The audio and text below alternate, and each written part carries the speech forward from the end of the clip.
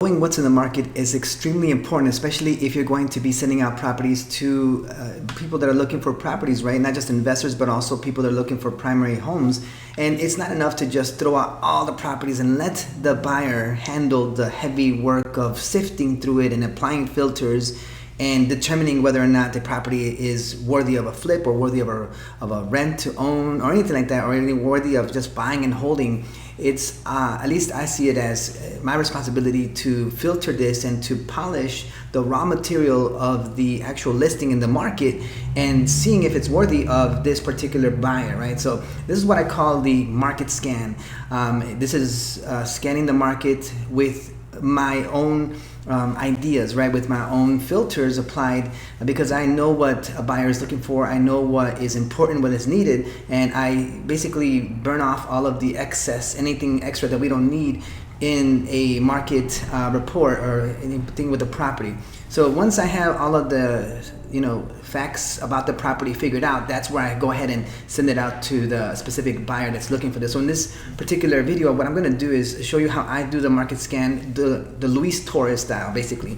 I call it the organized results. And it basically, again, just highlights several things that are extremely important, such as, and I'll bring it up here, I'm going to show you some of the tools that I use, but let me just pull it up right here in my spreadsheet. Let me kind of blow it up a little bit here to maybe 75. Maybe bigger than that. Let's go with 100.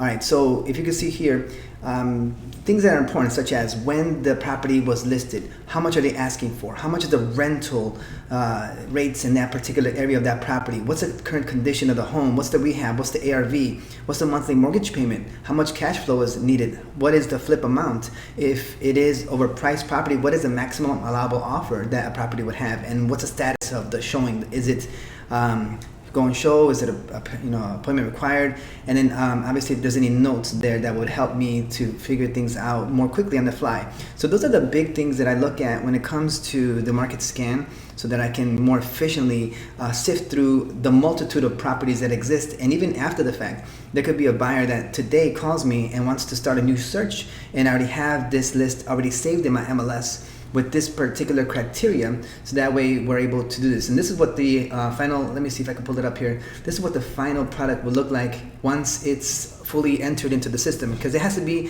in an organized fashion. It cannot just be random information here and there scattered throughout.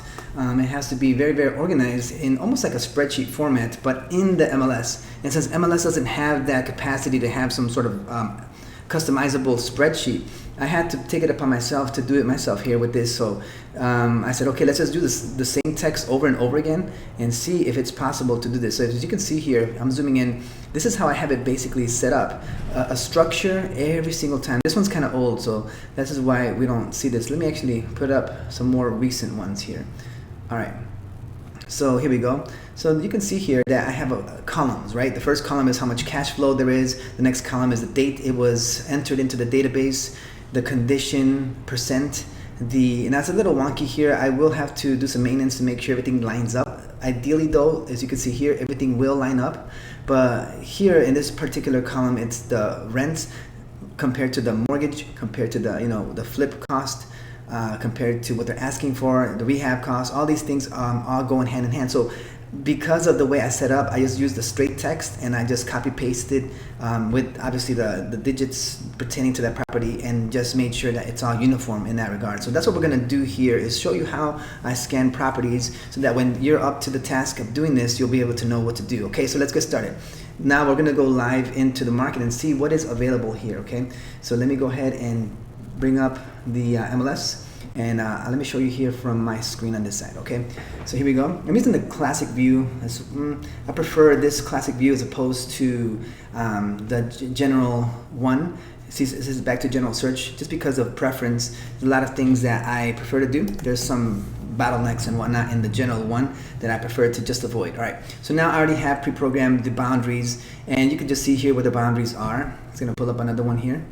So it's basically the Aurora general area, as you can see here, Oswego, Montgomery, North Aurora. And in the future, if you see other videos here on my YouTube channel, you'll see that when I do market scans and whatnot, that's the area I'm talking about right there, is the general Aurora area. All right, now because I'm looking at properties of 300K or less, The reason why I'm doing that is because investors are playing around in this area, right? In this price range or below this.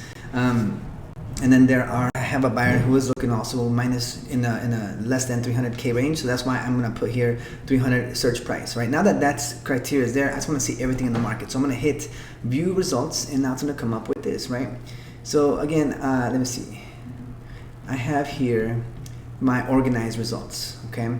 And that means that these are properties that I have already have it in a certain order that you'll be able to see as well. Everything has its purpose. There's a reason why I have the address here and the price here. There's a reason why I have list price and then the property specifics over here and other things that go into this. There's a reason for everything, right? But for now, let's just do a quick market scan of this property here. Let's see, this one is in Bristol.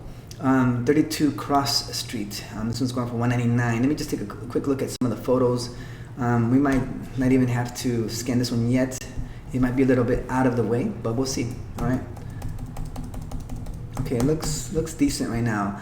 I mean, is this in the area where I see there are folks looking? Probably not, right? Let me just go ahead and take a look at the map and see where this exactly fits in the scheme of things, right? Especially for an investor client. So this is Bristol, right? We do see Ogden Avenue here. All right, and then we do see Montgomery, Boulder Hill, and then Aurora. So I do see the majority of investors are obviously playing over here. Very little compared to Bristol, maybe some in Yorkville, but most of the time, right, 95% of the work here is in this Aurora, Montgomery area for investors, right, to play with. Bristol might be still something that someone might be interested in. Like I have a client that might be interested in this one that just came up here in the market, and I could scan it and see what it is. So let's just do that now, right?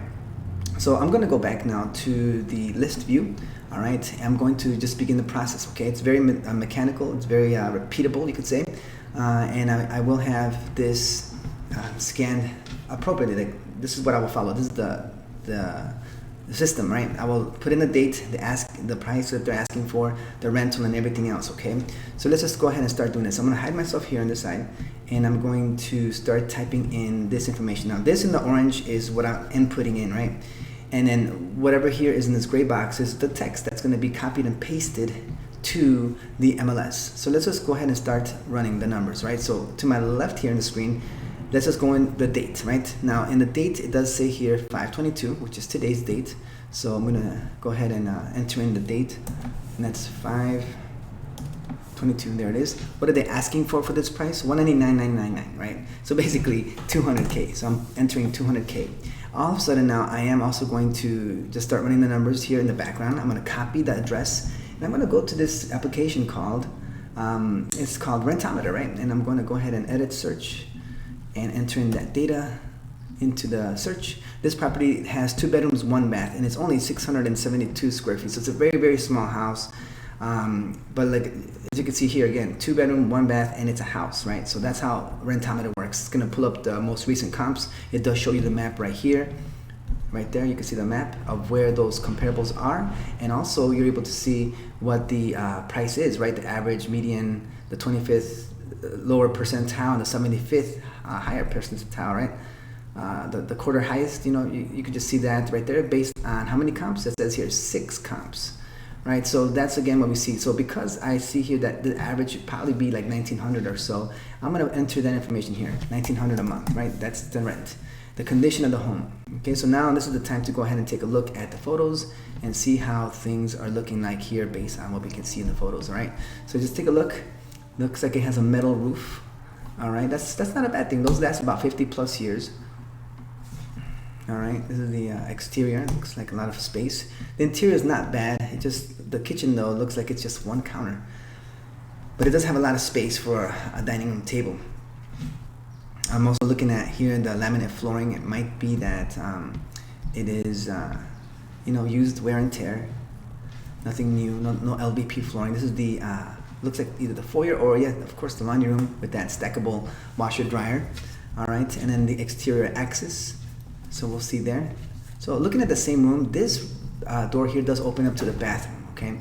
So again, this property does have, it says 1 bath, so that's where it's gonna be, right at the edge or at the exterior. So that's what we're looking at here. And then you can see the shower, okay? Other than that, that's what we got here for this home. So the condition of it. So what's the condition mean? The condition means I give it a rating, right? I have to give it a rating as far as what I believe the house quality is, right? So again, 0 to 100. 100 being that this home has the rating, right? Is it fully fixed up? Then it's 95%. If it's a new remodel, new construction, it's 100% in my books, right? If it is a property that needs average wear and tear, then maybe it's 70%. If it's a property that has a lot of work to be done, maybe it's 50 to 60, 65%. If it is really filthy and dirty, then it's literally 0 to 20%. If it's down to the studs, there's 20 to 30%, right? Because all the work has already been done, and you can just clean and get in. I mean, just construct things. Anyway, so in this particular property, judging the overall exterior, interior, I would give it a score of about 70. Okay, for this one. So going back to this, we're gonna go ahead and put in our condition at 70%. All right, rehab costs. You just do a quick estimate here. I think this one would be about 20 per square foot. So here we go, and that's gonna be at 14,000. So I'm gonna just go up about 20, all right? And as we continue to go forward, we're gonna go ahead and move forward with the calculations and the ARV, put it all in there. And that's a part 2 video of how I find the ARV. So I'm just trying to keep this within 10 minutes. And if you have any questions, for sure, just reach out. Make sure to look out for that part 2 video as we are moving forward with how to do a market scan the Luis Torres way. All right, talk to you soon.